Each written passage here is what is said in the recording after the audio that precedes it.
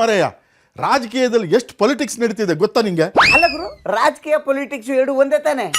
ನಾನು ಅದನ್ನೇ ಹೇಳೋದು ಮರೆಯ. ನನ್ನ ಹೆಸರು ಮಾರಯ್ಯ ಅಲ್ಲ, ನನ್ನ ಹೆಸರು ಸಿದ್ದಯ್ಯ. ಹಂಗಾದ್ರೆ ಕರ್ಸ ರಾಮಾಯಣ. ಆಯ್ತು ಕರೆಸ್ತೀನಿ. ರಾಮಯ್ಯವ್ರನ್ನ ಯಾವಾಗ್ಲೂ ಲಾಸ್ಟಲ್ಲಿ ಕರೆಸಿ ಭಾಷಣ ಕೊಡ್ತಾರೆ ಅಂತ ನನಗೆ ಕಂಪ್ಲೇಂಟ್ ಮಾಡವ್ರೆ. ಅದಕ್ಕೆ ಈ ಸಲ ಅವ್ರನ್ನೇ ಮೊದಲೇ ಕರ್ಸ್ಕೊಬಿಡೋಣ. ಕರ್ಸು. ಟಗರು ರಾಮಯ್ಯರು ಬರಬೇಕು.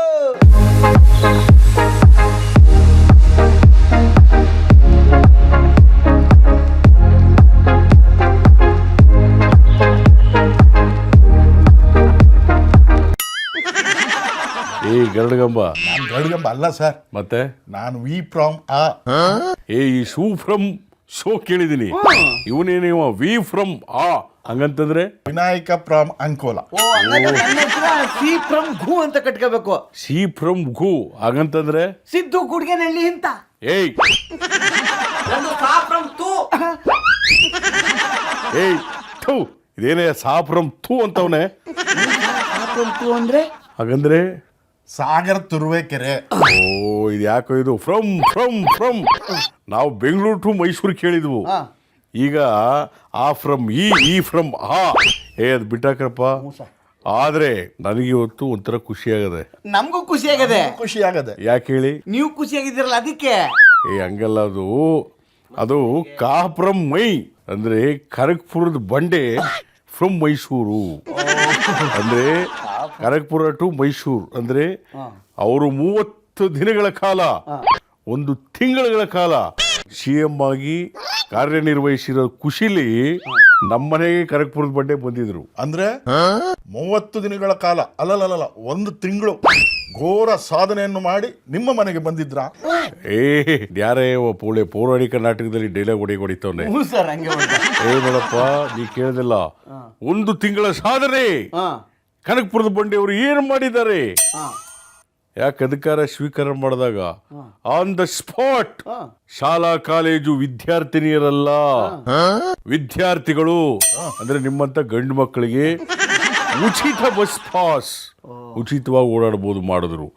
ಆಮೇಲೆ C to B, B to A ಅಂದ್ರೆ ಅಲ್ಲ ಸರ್, ಈ ABCD ಕೇಳಿದ್ದೀನಿ. ಇದ್ಯಾವ sir A to B, C to B? ABC ಗೊತ್ತಿಲ್ವೇನೆ? ಗೊತ್ತು. ಹೇಳು. ಎ ಅಂದ್ರೆ ಏನು? Apple. B ball. C cat. D for dog. ಇವುಗಳಷ್ಟೇ ನಿಮ್ಗೆ ಗೊತ್ತಿರೋದು. ಅಂದ್ರೆ ಬಿ ಖಾತಾ ಇರೋದನ್ನ ಎ ಖಾತಾ ಮಾಡಿಸ್ಕೋಬಹುದು, ಸಿ ಖಾತಾ ಇರೋದನ್ನ ಬಿ ಖಾತಾ ಮಾಡಿಸ್ಕೋಬಹುದು ಅಂತ ಅದೊಂದು ಬಿಟ್ರು. ಆಮೇಲೆ ಬಿಡದಿ ಟೌನ್ಶಿಪ್, ಬಹಳ ದೊಡ್ಡ ಮಟ್ಟದಲ್ಲಿ 1000 ಎಕರೆ ಟೌನ್ಶಿಪ್ ಮಾಡ್ತೀವಿ ಅಂತ ಅನೌನ್ಸ್ ಮಾಡಿದ್ರು. ಸಾರ್, ಟೌನ್ಶಿಪ್ ಎಲ್ಲ ಬಿಟ್ಟಾಕಿ ಸಾರ್. ಕನಕಪುರ ಬಂಡೆಯವರು ಒಂದು ದೊಡ್ಡ ಸಾಧನೆ ಮಾಡಿದ್ದಾರೆ ಅಂತ ಜನಗಳೆಲ್ಲ ಹೇಳ್ತಾ ಇದ್ದಾರೆ ಸಾರ್. ದೊಡ್ಡ ಸಾಧನೆನಾ? ಹೌದು ಸರ್, ದೊಡ್ಡ ಸಾಧನೆ ಮಾಡಿದ್ದಾರೆ ಸರ್. ಅದೇನು ಇವ್ನು ನೋಡಿದ್ರು ದೊಡ್ಡ ಸಾಧನೆ ಅಂತವನೆ, ನೀನ್ ನೋಡಿದ್ರು ದೊಡ್ಡ ಸಾಧನೆ ಕನಕಪುರ ಬಂಡೆಯವ್ರು ಮಾಡಿದಾರೆ ಅಂತಾರೆ. ನನಗ್ ಗೊತ್ತಿಲ್ಲದೆ ಇರ್ತಕ್ಕಂತ ದೊಡ್ಡ ಸಾಧನೆ ಯಾವ್ದಪ್ಪ ಅದು? ನಿಮ್ಮನ್ನ ಮನೆ ಕಳಿಸಿದ್ದು. ರಾತ್ರಿ ನೋಡು ಕಪಾಲ್ಗೆ.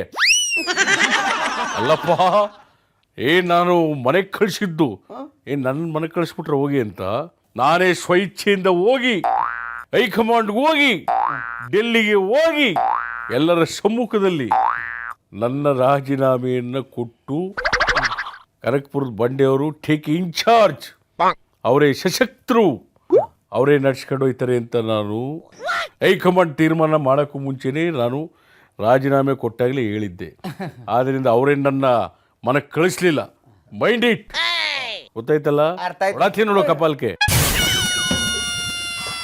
ರಾಮಯ್ಯ ಸರ್, ಈಗ 1 ತಿಂಗಳ ನಿಮಗೆ ಅಧಿಕಾರನೇ ಇಲ್ಲ, ನಿಮಗೆ ಮನೇಲಿ ಬೇಜಾರು ಬರ್ತಿಲ್ವಾ?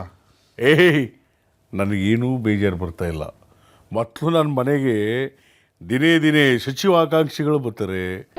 ಆಮೇಲೆ ಮೊನ್ನೆ ಆ ಚಿಕ್ಕಬಳ್ಳಾಪುರದ ಹುಡುಗ ಅದೇನೋ ಅಲ್ಲಿ ಚಪ್ಪಲಿ ಎಸ್ಬಿಟ್ಟು ಒಳರಿ ಕಪಾಲ್ಕೆ ಅವನಿಗೆ, ಅವನು ಕರ್ಸಿದ್ರೇನೆ. ಇಲ್ಲಿಗೆ ಆತಕ್ಕೆ ಬಂದಪ್ಪ ಅವನು. ಚಿಕ್ಕಬಳ್ಳಾಪುರದ ಮಗನ ಕಳಿಸ್ಬಿಡಿ ಅತ್ತಿಗೆ. ಆಲ್ರೆಡಿ ಮನೆಗೆ ಬಂದು ಭೇಟಿಯಾಗಿದೆ, ನಾನು ಭೇಟಿಯಾಗಲ್ಲ, ಅವ್ನು ಕಳಿಸ್ಬಿಡಿ ಅವನ್ನ. ನಾನು ಹೇಳೋದೇನು ಗೊತ್ತಾ, ಪಾಪ ಅಲ್ಲಿ ತೊಡೆ ತಟ್ಟಿ ಮೀಸೆ ತಿರುವಿ ಅದೇನೋ ಚಪ್ಪಲಿ ಎಸೆದ್ರು ಅಂಥೇಳಿ ದೊಡ್ಡ ಇಶ್ಯೂ ಆಗ್ಬಿಡ್ತು. ಆಯ್ತು ಏನ ಗಲಾಟೆ. ಆ ಕೆಂಪೇಗೌಡರು ಜಯಂತಿಲಿ ಇವರು ಮಾತಾಡಿರೋದು ಸರಿ ಇಲ್ಲ, ಅದು ಕತೆ ಆಡಿದ್ರೆ ಸರಿ ಇಲ್ಲ ಅಂತಂದ್ರು. ಎಲ್ಲ ಆಯ್ತು ಇಶ್ಯೂಶು. ರಾಮಯ್ಯ ಸರ್, ಚಿಕ್ಕಬಳ್ಳಾಪುರ ಮಗಂದು ಒಂದು ಫೇಮಸ್ ಡೈಲಾಗ್ ಇದೆ, ನಿಮ್ಗೆ ಗೊತ್ತಾ? ಗೊತ್ತಿಲ್ಲ, ಹೇಳ ನೀನೆ. ಕಳ್ಳೆಸಿರಿ, ಅದನ್ನೇ ನಾವು ಸೇತುವೆ ಮಾಡ್ಕೊಂಡು ಹೋಗ್ತೀವಿ ಅಂತ ಹೇಳ್ತಿದ್ರು. ಕಳ್ಳೆಸಿರಿ, ಅದರಿಂದ ನಾವು ಕಟ್ಟಡ ಕಟ್ತೀವಿ ಅಂತಿದ್ರು. ಇವಾಗ ಒಂದು ಚಪ್ಪಲಿ ಎಸದಲ್ಲ, ಇದಕ್ಕೇನ್ ಮೋಟಿವೇಶನ್ ಕೊಡ್ತಾರೆ? ಇನ್ನೊಂದು ಚಪ್ಪಲ್ ಹೆಸರಲ್ಲಿ ಹಾಕೊಂಡು ಹೋಗ್ತೀನಿ ಅಂತಾರೆ. ಅವ್ರು ಹಂಗೆ ಹೇಳಲ್ಲ. ಈ ಚಪ್ಪಲಿ ಎಸೆದ್ರಲ್ಲ, ಅದು ಖಂಡನೀಯ. ನಾನು ಅದನ್ನ ಖಂಡಿಸ್ತೀನಿ. ಸರಿ. ಅದನ್ನ ಸಿಸ್ಟರ್ ಬ್ರದರು ಖಂಡಿಸಿದ್ದಾರೆ. ಜನಪ್ರತಿನಿಧಿಗಳಿಗೆ ಚಪ್ಪಲಿ ಎಸೆದು, ಶೂ ಎಸೆದು, ಟೊಮೊಟೊ ಎಸೆದು, ಮೊಟ್ಟೆ ಎಸೆದು, ಕಲ್ಲು ಎಸೆದು ಇದು ಕಾನೂನು ಬಾಹಿರ. ಅದಾಗಬಾರ್ದಾಗಿತ್ತು.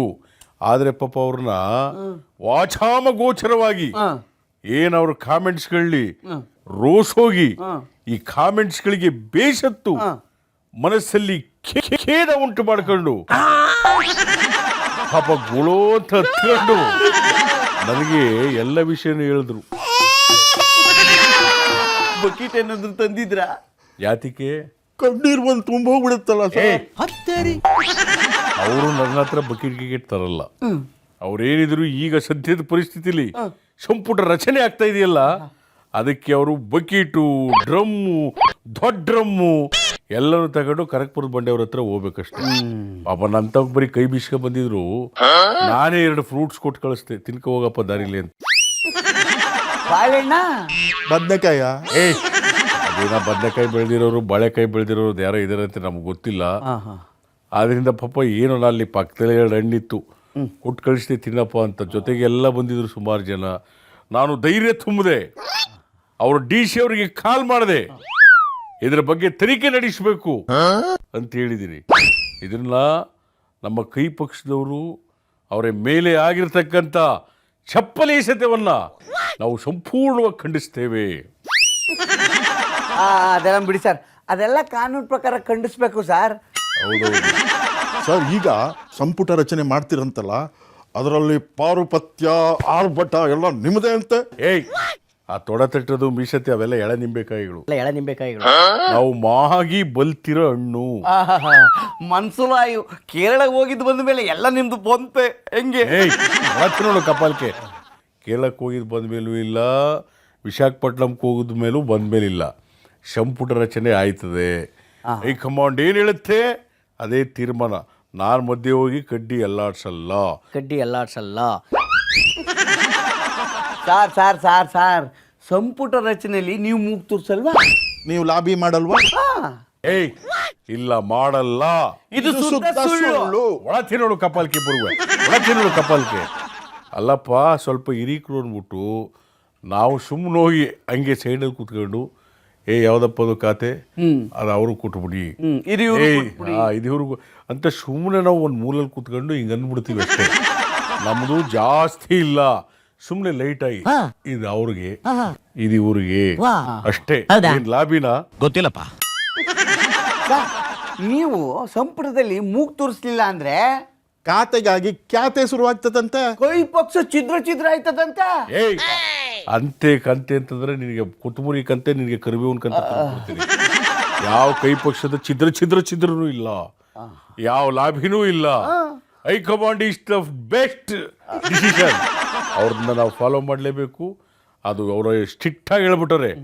ಯಾವುದೇ ರೀತಿಯಾದಂಥ ಆಮಿಷಕ್ಕೆ, ಯಾವುದೇ ರೀತಿಯಾದಂಥ ನಡವಳಿಕೆಗೆ ಅವ್ರು ನಮಗೇ ಬೇಕು ಅಂತ ಪಟ್ಟಿಡಿದ್ರೆ ಅದಕ್ಕೆಲ್ಲ ಮಣಿಬೇಡಿ. ಸಂಪುಟ ರಚನೆ ನಿಮ್ಮ ಕೈಲಿದೆ, ಒಳ್ಳೆಯವರಿಗೆ ಕೊಡಿ ಅಂತ ಹೇಳಿದ್ದಾರೆ. ಅದು ಕೊಡ್ತಾರೆ. ಮಧ್ಯೆ ನಾನೇನು ಮೂಗ್ ತೋರಿಸಲ್ಲ.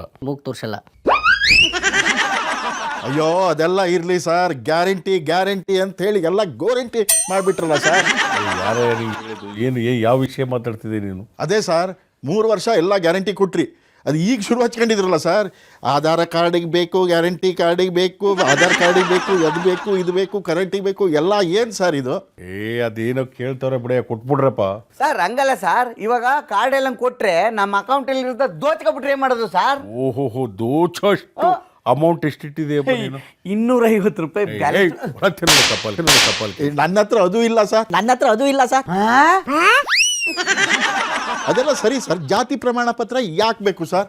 ನೋಡಪ್ಪ, ಯಾಕೆ ಏನು ಅನ್ನೋದನ್ನು ಅಧಿಕಾರಿಗಳು ಬರ್ತಾರೆ, ಮನೆಗೆ ಬಂದು ಕರೆಂಟ್ ಯಾರು ಹಾಕ್ಸ್ಕೊಂಡರೆ, ಒಂದು ಮನೇಲಿ ಈ ಬಾಡಿಗೆ ಮನೆಗಳು ಕೊಟ್ಟಿರ್ತಾರಲ್ಲ ಅವರಿಗೆಲ್ಲ ಉಚಿತ ವಿದ್ಯುತ್ತು ಬೇಕೋ ಬೇಡವೋ ಅನ್ನೋದನ್ನ ಡಿಸೈಡ್ ಮಾಡ್ತಾ ಇದೀವಿ.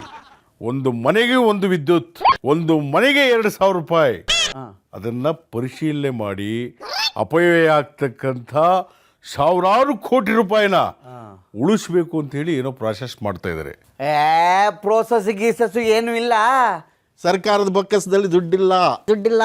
ಅದಕ್ಕೆ ನೀವು ಖ್ಯಾತೆ ತೆಗಿತಾ ಇದ್ದೀರಾ. ಏಯ್, ನಮಗ್ ಗೊತ್ತು. ಏಯ್, ಯಾವ ಖ್ಯಾತೆ ಯಾವುದೂ ಇಲ್ಲ. ಸರ್ಕಾರ ಬೊಕ್ಕಸದಲ್ಲಿ ರಾಜ್ಯವನ್ನು ಸುಭಿಕ್ಷವಾಗಿ ಇನ್ನೂ 2 ವರ್ಷ ನಡೆಸೋಕ್ಕೆ ದುಡ್ಡಿದೆ.